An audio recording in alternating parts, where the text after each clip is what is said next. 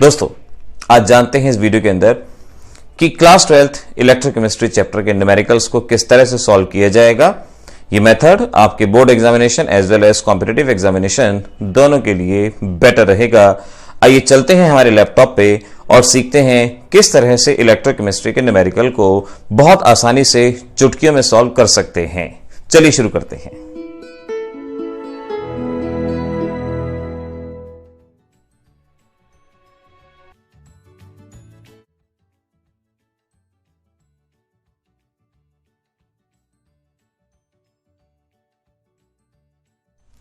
तो आइए आज हम सीखते हैं कि इलेक्ट्रोकेमिस्ट्री के न्यूमेरिकल्स को किस तरह से सॉल्व करना है और किस टाइप का न्यूमेरिकल यहाँ पे आपसे पूछा जा सकता है। पहली टाइप है जहाँ पर हम बात करेंगे स्पेसिफिक कंडक्टिविटी या कंडक्टिविटी की, और यहाँ पर हमारा पहला फार्मूला है K is equal to 1/r length upon area. R is the resistance और K की unit ohm inverse centimetre inverse. इस यूनिट में तीन तरह की कंडक्टिविटी आती हैं। एक नॉर्मल कंडक्टिविटी लिखा होगा और एक लिखा होगा वहां पे स्पेसिफिक कंडक्टिविटी, एक इक्विवेलेंट कंडक्टिविटी, मोलर कंडक्टिविटी। तो आपको इन सभी को यूनिट के जरिए पहचानना होगा। तो ओम इनवर्स सेंटीमीटर इनवर्स, इस यूनिट को आप याद रखेंगे। लेंथ अपॉन एरिया को सेल कांस्टेंट भी कहा जाता है। तो अगर सेल कांस्टेंट कहा गया है तो आप लेंथ अपॉन एरिया का इस्तेमाल करेंगे, अदरवाइज लेंथ की वैल्यू गिवन होगी, एरिया की वैल्यू गिवन होगी। इसके बाद आपने मोलर कंडक्टिविटी का फार्मूला K यानी स्पेसिफिक कंडक्टिविटी जो यहां से फाइंड आउट होगी, M इज द मोलैरिटी। याद रखें यूनिट्स जरूरी है, एक एक नंबर के क्वेश्चन में इसकी यूनिट आपसे पूछी जाती हैं, तो इन यूनिट्स का आपने ध्यान रखना है। इक्विवेलेंट कंडक्टिविटी का फार्मूला गिवन है, यहां भी K specific conductivity, N is the normality, और इसकी यूनिट खास तौर पे आपको लर्न करने की जरूरत होगी। तो तीनों की ही यूनिट एक एक नंबर के क्वेश्चन में आपसे पूछी जाती हैं, इनको ध्यान रखिएगा। एरिया का अलग से फार्मूला पाई आर स्क्वायर ध्यान रखिएगा। कई बार क्वेश्चन ऐसे आएंगे जहां आपको रेडियस दी जाएगी, रेडियस से आप एरिया निकालेंगे, एरिया की वैल्यू यहां पुट करेंगे और इस तरह से आप ऐसे क्वेश्चन को सॉल्व कर पाएंगे। मोलर कंडक्टिविटी और इक्विवेलेंट कंडक्टिविटी के बीच में आपसे रिलेशन पूछते हैं तो ये रिलेशन याद रखेंगे कि molar conductivity is equal to acidity और बेसिसिटी इनटू इक्विवेलेंट कंडक्टिविटी, याद रखेंगे। आइए सीखते हैं अब कि इस टॉपिक पे न्यूमेरिकल किस तरह से सॉल्व किए जाएंगे, और ये है हमारा न्यूमेरिकल। आपको ध्यान रखना है, अगर आपको लेंथ और एरिया दिया गया है तो ये फार्मूला है, मोलर कंडक्टिविटी निकालनी है तो ये फार्मूला, इक्विवेलेंट कंडक्टिविटी निकालनी है तो ये फार्मूला, सेल कांस्टेंट गिवन है तो आपने इस फार्मूले का यूज करना है। अब हमारे इस न्यूमेरिकल में कहा गया है कि रेजिस्टेंस ऑफ अ सेल आपको दी गई है, 100 ओम दिया गया है। Cell is 4 centimetre in diameter and 12 centimetre in length. Calculate specific conductivity and molar conductivity.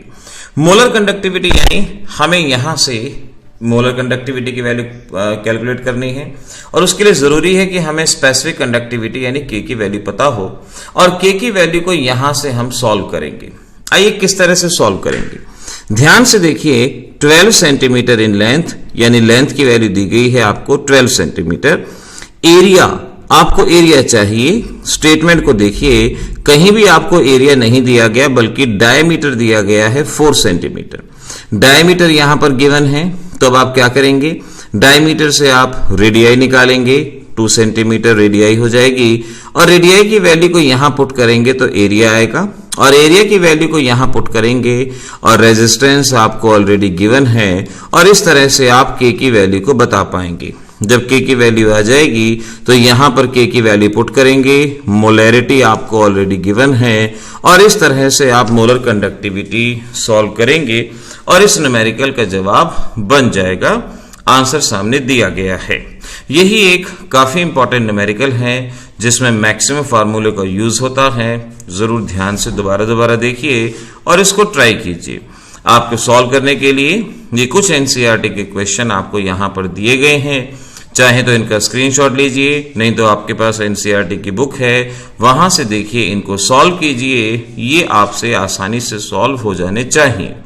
Now अब अगला टॉपिक है हमारा फैराडेज लॉ, और फैराडेज लॉ के बेसिस पे आने वाले न्यूमेरिकल। आइए जानते हैं ये आपने किस तरह से सॉल्व करने हैं। सबसे पहले फॉर्मूला जान लीजिए। फेराडेज लॉ के न्यूमेरिकल में number of mole is equal to quantity of electricity, ये है एन फैक्टर। एन फैक्टर का मतलब है कितने इलेक्ट्रॉन का लॉस होगा या गेन होगा। एफ ए फेराडे की वैल्यू 96500 कूलम्स दी गई है। नंबर ऑफ मोल अगर आप जानते हो वेट अपॉन मॉलिक्यूलर मास के बराबर होता है, तो मॉलिक्यूलर मास हम दूसरी साइड ले जाएं तो हमारा फॉर्मूला ये बनेगा, weight is equal to atomic mass. अगर एटम ले रहे हैं तो एटॉमिक मास लेंगे, मॉलिक्यूल लेंगे तो आप molecular mass. Quantity of electricity N into F, N बताया मैंने अभी आपको, N factor. Quantity of electricity का मतलब it is equal to C into T. C है करंट इन एम्पियर, T है टाइम इन सेकेंड। अगर आपको करंट इन एम्पियर दिया गया है तो यहां से आप Q निकालेंगे और इस Q की वैल्यू को यहां पुट करेंगे। वेट निकालना हो तो वेट निकालेंगे, नंबर ऑफ मोल कहा जाएगा तो number of mole find out किया जाएगा। आइए सॉल्व करते हैं अब एक न्यूमेरिकल। इसमें कहा गया है how much electricity in term of Faraday required, यानी आपको क्वांटिटी ऑफ इलेक्ट्रिसिटी बतानी है। 20 gram of calcium from molten CaCl2, यानी आपको वेट दिया गया है। अब पहचानिए इस फार्मूले में नंबर ऑफ मोल, यहां वेट, तो हमें वेट गिवन है तो वेट वाले फार्मूले का ही हम यूज करेंगे। 20 ग्राम वेट गिवन है। एटॉमिक मास कैल्शियम है आपके पास, कैल्शियम का एटॉमिक मास की वैल्यू यहां पुट की जाएगी। एन फैक्टर यानी कितने इलेक्ट्रॉन का लॉस करता है, शायद आप जानते हो कैल्शियम 2 इलेक्ट्रॉन का लॉस करता है, Ca+2 बनाता है, तो n की वैल्यू 2। और फेराडे को F ही बना रहने दीजिए क्योंकि हमें आंसर फेराडे की टर्म में देना है, और इस तरह से यहां वैल्यू पुट करेंगे आपको जवाब आएगा। नेक्स्ट को देखिए, 40 ग्राम ऑफ एल्यूमिनियम, यानी वेट हो गया 40, एटॉमिक मास 27, एल्यूमिनियम का एटॉमिक मास 27। यहां पर कुछ बच्चे कंफ्यूज रहते हैं कि इसे लें या इसे लें। ध्यान रखिए जो डिपॉजिट होना है उसी का एटॉमिक मास लेना है। एल्यूमिनियम डिपॉजिट करना है तो एल्यूमिनियम का एटॉमिक मास यहां पे लिया जाएगा। एन की वैल्यू एन फैक्टर। एल्यूमिनियम शायद आप सभी जानते हैं एल्यूमिनियम +3 बनाता है, 3 इलेक्ट्रॉन का लॉस करता है, तो एन फैक्टर हो गया 3। एफ को ऐसे ही बना रहने दीजिए और इस तरह से ये न्यूमेरिकल आपका सॉल्व रहेगा। बहुत आसान है, कॉम्पिटिटिव में भी आते हैं, बोर्ड में भी आते हैं। जरूरी है इनकी प्रैक्टिस की, जरा सी प्रैक्टिस करिए, ये न्यूमेरिकल सॉल्व होते चले जाएंगे। और ये इनके आंसर, इनको सॉल्व करके देखिएगा, आंसर चेक कीजिएगा, डेफिनेटली आपको हेल्प मिलेगी। फेराडेज फर्स्ट लॉ के बेसिस पे ये न्यूमेरिकल रहेंगे। ऐसे ही अगला न्यूमेरिकल होमवर्क के लिए आप इसको मान सकते हैं। मैं हिंट देता हूं, एक अच्छा इंपॉर्टेंट न्यूमेरिकल है। 1 ग्राम आयन के लिए कितने कूलम्स इलेक्ट्रिसिटी चाहिए, यानी आपको Q की वैल्यू निकालनी है। 1 ग्राम आयन का मतलब 1 मोल आयन। ध्यान रखिए ये 1 ग्राम ऑफ आयन नहीं है। अगर 1 ग्राम ऑफ आयन होता तो इसका वेट 1 ग्राम लिया जाता। ये 1 ग्राम आयन है, यानी 1 मोल आयन आपको यहां पे दिया गया है। 1 मोल, जैसे आपने 11th में टॉपिक्स पढ़ा होगा, gram atomic mass, 1 gram atom 1 मोल, उसी तरह से ये 1 ग्राम आयन आपको दिया गया है। 1 मोल इसको कहा जा सकता है। एन फैक्टर, कितने इलेक्ट्रॉन का यहां पर गेन हो रहा है, 3 इलेक्ट्रॉन का। फेराडे की वैल्यू 96500, और इस तरह से वैल्यू पुट कीजिए, जवाब आपके सामने हाजिर होगा, तुरंत आंसर यहां पे आएगा। ये है फेराडे का सेकंड लॉ। फेराडे के सेकंड लॉ का डायरेक्ट फार्मूला जो हमें चाहिए, आपको शायद याद होगा, जब एक से ज्यादा मेटल आपस में कनेक्टेड होते हैं उस वक्त उनका वेट निकाला जाता है। Weight of first metal, weight of second, atomic weight of first, charge on first, atomic weight of second, charge on second, direct formula. इसका एक ही न्यूमेरिकल इंपॉर्टेंट है, वही हम आपको यहां दे देते हैं। कहा गया AgNO3 और कॉपर सल्फेट कनेक्टेड हैं, यानी एक मेटल हो गया सिल्वर, एक मेटल हो गया कॉपर। चाहे सिल्वर को A मान लें, चाहे कॉपर को A मान लें, आपकी मर्जी। A current of 2.5 ampere was passed until इतने ग्राम silver were deposited. What weight of copper will be deposited? बहुत आसान सा क्वेश्चन रहेगा। वेट ऑफ सिल्वर, देखिए मान लीजिए हम A को सिल्वर मान लेते हैं तो सिल्वर का वेट गिवन है, B को कॉपर मान लेते हैं, कॉपर का वेट निकालना है। एटॉमिक मास ऑफ A यानी atomic mass of silver charge on silver, silver पे +1 का चार्ज होता है। एटॉमिक मास ऑफ बी हमने कॉपर को माना है, तो कॉपर का एटॉमिक मास आपको दिया गया है। कॉपर पे चार्ज +2, इस कंपाउंड में +2 चार्ज है। और इस तरह से आप वेट ऑफ बी यानी वेट ऑफ कॉपर आसानी से सॉल्व कर पाएंगे। इंपॉर्टेंट न्यूमेरिकल है, सॉल्व कीजिए जरूर। ऐसे नहीं कि देखते ही बात बन जाएगी, इनको करना है, लिख के देखना है, तभी यहां पर बात बनेगी। आइए बात करते हैं नर्नस इक्वेशन के बेसिस पे सॉल्व होने वाले न्यूमेरिकल की। यहां पर हम एक सीधा क्वेश्चन ही सॉल्व करके दिखाते हैं, उसी के दौरान नर्नस इक्वेशन आपको देंगे। सपोज ये आपको सेल दी गई है जहां जिंक कन्वर्ट होता है जिंक +2 के अंदर, कॉपर +2 कन्वर्ट होता है कॉपर के अंदर। इस तरह से आपको एक सेल दी गई है, यानी जिंक ने 2 इलेक्ट्रॉन का लॉस किया तो जिंक +2 आपके पास फॉर्म हुआ, और उसी तरह से कॉपर ने 2 इलेक्ट्रॉन का गेन किया, कॉपर सॉलिड बना। दोनों के इलेक्ट्रॉन को आपस में कैंसिल आउट किया आपने, तो ये आ गई आपके पास ओवरऑल सेल रिएक्शन। कोई भी ऐसा न्यूमेरिकल आएगा वहां आपको सेल दी जाएगी। सबसे पहला काम आपने इसी तरह से रिएक्शन को लिखना है। ये लेफ्ट हैंड साइड वाला एनोड होता है, राइट हैंड साइड वाला कैथोड होता है। तो बताएं एनोड कौन है? जिंक। कैथोड कौन है? कॉपर। ध्यान रखिएगा।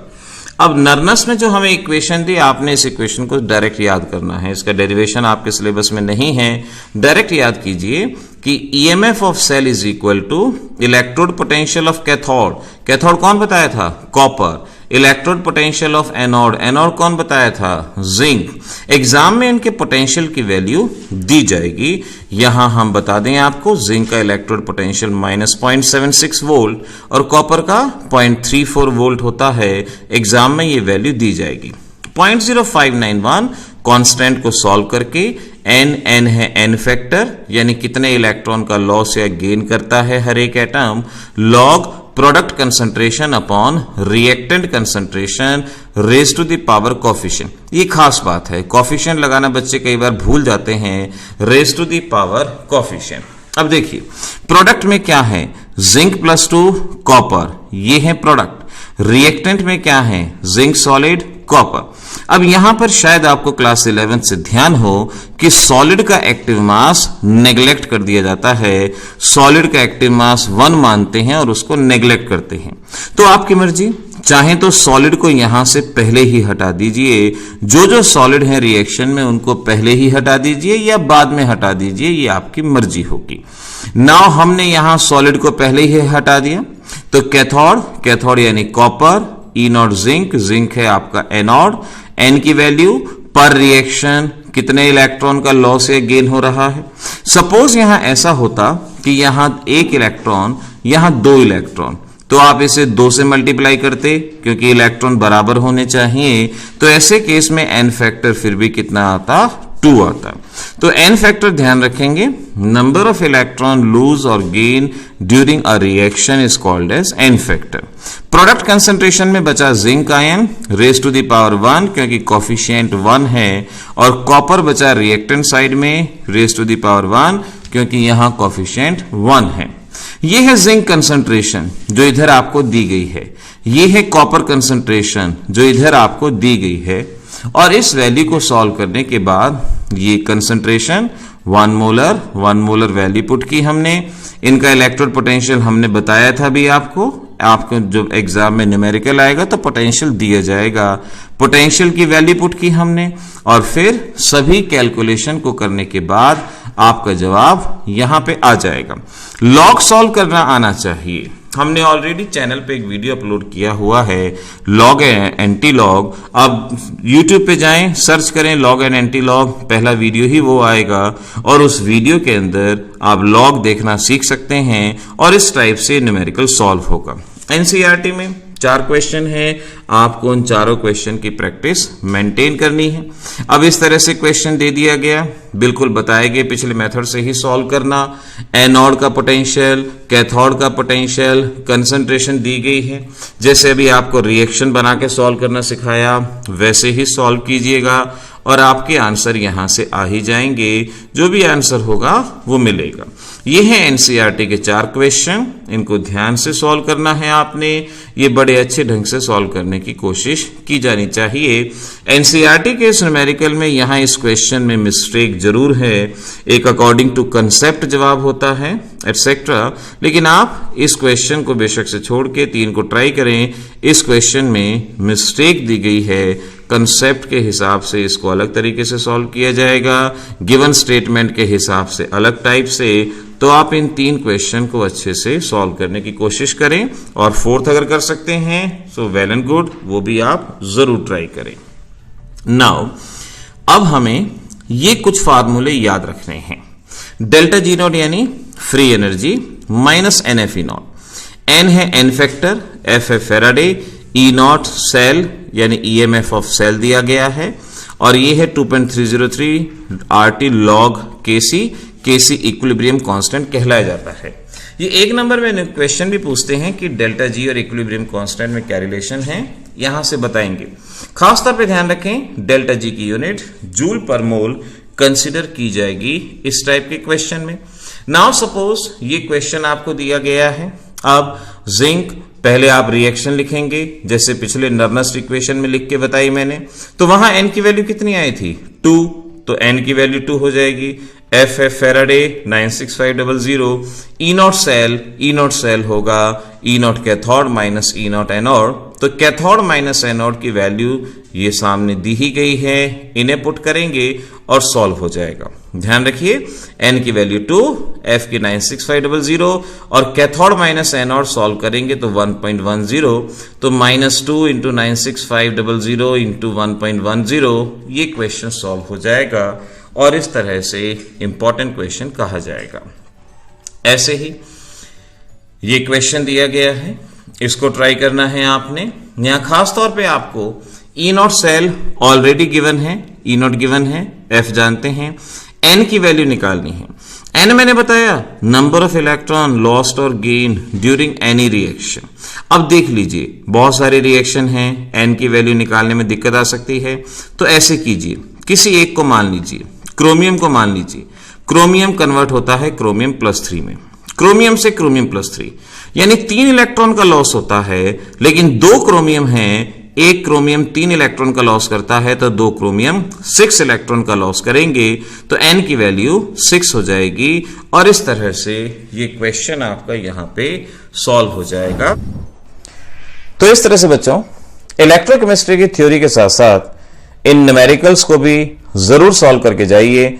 आप में से काफी सारे बच्चे न्यूमेरिकल्स को नहीं सॉल्व करते, घबराते हैं, लेकिन अभी आपने देखा कि कितनी आसानी से न्यूमेरिकल सॉल्व हो सकते हैं। जरूर सॉल्व कीजिए, आपको हेल्प मिलेगी, मार्क्स परसेंटेज बढ़ेगी। All the best, happy examination.